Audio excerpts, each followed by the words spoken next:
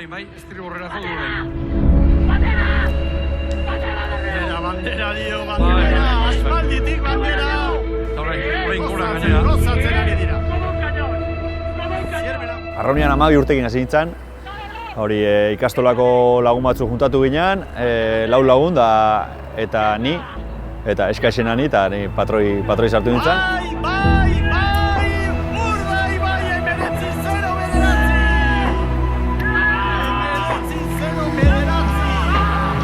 Garaile, hor da! Gorka Aranberriri eman dio bandera. Eneko goi alkate jaunak, hor da Bermeotarren patroia. Bandera astintzen Gorka Aranberri, atzean taldekide guztiak. Zorionak Bermeo! Gorka Aranberri Etxeberria naiz, patroia. Egila esan lehen urteko temporada borobilago ezintzun atea. Nik uste buruan genezkan helburu danak bete genitula, bai txapelketak, traineriak, Zarauzko estropak, kontxa, liga, uste gaina nagusi izan ginela estropa askotan, erakutsi ginen uretan onenak izan ginela eta bina hori demostratzen talde bateik gehiago eskatzea zaila da. Zarauztar bati, Herritarrari. hori da. Gorka Aranberriri, Zarauzko ikurriña. Arrolarik, 13 arrolari zuri behira dijoazenak, ikuste baldin bada ostaz, honekin ondo gehaztik, honekin ez zio peligroikan, konfiantza hori transmititzei zuenen, zure bai lasaitu itezea, gauzak erresago barneratzeia, eta duda horiek usatzeianen nik uste orduan, patroi bat orduan ite dela hobeagoa, orduan haste dela, eta azkenen kate bada.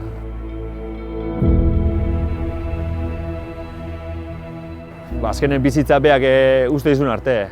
Ni bakarrik, familia hor dago, Andria Irume, behaiek emateu azkenen ritmoa, estiratzen nahi naiz, oain garaioetan goma, baina bueno, ni beti esan izan dut kirolari batek erretiratzeko garaia dura, ja tokiz kanpo ikustean, o beste bat datorrenian orpoak zapatzen, hola, oain gozestet olago ikusten, beraz, ni neregatik balitz, hori sentsazio horiek jaso arte jarraituko nuke, baina...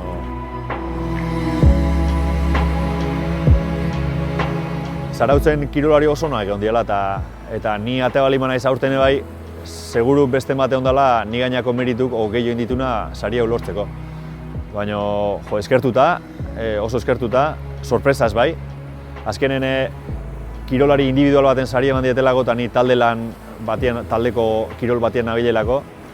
Futbolen da, olako kiroletan modan jartzea, baloman, agine galdekin da hoekin, kanpoan ibili, kanpoan esperientziak eta jaso, irabazi berduna irabazi, eta azkenengo urtiak bertako gaztiakin konpartitu eta zure esperientziak konpartitu eta erakusteko bide polit bat izan liteke, demorak esango du.